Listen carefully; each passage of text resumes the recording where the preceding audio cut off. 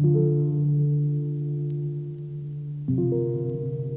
had a business, we owned our own home, and the business struggled for a few years. We sold it, and then after that we sent hundreds of resumes, and it seemed like all the doors were shut for a long period of time, not just for a couple of months. Hundreds of resumes later, just nothing really opened, and we just felt a sense of hopelessness, a sense of guilt, and a sense of shame. And it makes us wonder that how many people are out there in the same situation, possibly one paycheck away from ending up homeless in a sense.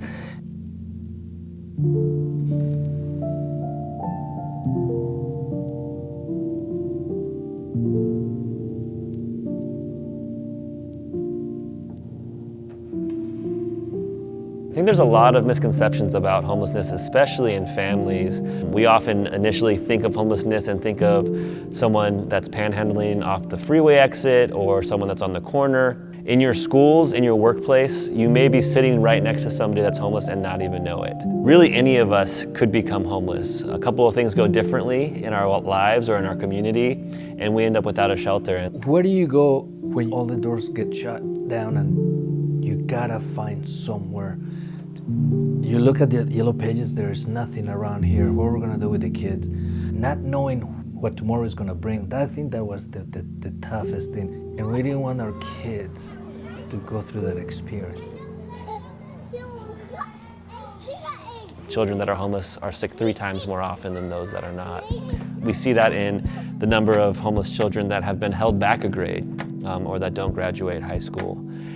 And we think that all those things add up to a cyclical impact on these families and their children that the parents don't want and that we don't want to see. We want to see these children have a chance to thrive. And so Family Promise is here to try to solve that problem, to really focus in on something that shouldn't be happening. The way we got connected, it's a miracle. I just looked it up, I called, it was the stepping stone, what we needed to move ahead.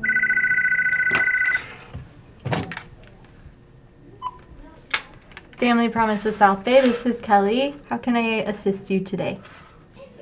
Well, we are a crisis shelter, and we work with taking families in on a 90-day cycle, and we bring you back to housing stability, assisting your financial needs, and we have staff that do case management and specific referrals to resources, but as far as the day-to-day logistics of the program, the volunteers run that.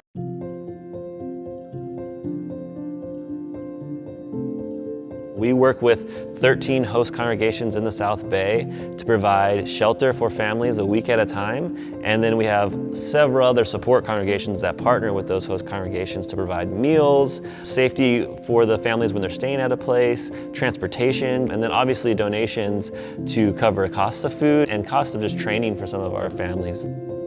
At the other churches where we went, when we spent the nights there was not a single person that didn't welcome us, and we just feel that there was a lot of love and compassion. Every volunteer that has been there, they have such a passion in their heart for other people coming together, and like when someone's graduating and finding the house and you're helping them get their furniture together and kids' first bed, the bunk beds, and I mean, it is a miraculous thing to watch. We work with any faith community, and what's been really cool is seeing congregations in different faith communities step up and say, hey, we have this resource, what is your need? I get more out of the families than I bring in. Just a great opportunity to see the faith communities come together to use resources that they already have that aren't being used as far as their space as well as some of their volunteers to accomplish something amazing. I felt a lot of shame and guilt. You blame yourself, like what have I done to deserve this? I think I asked myself that question many times.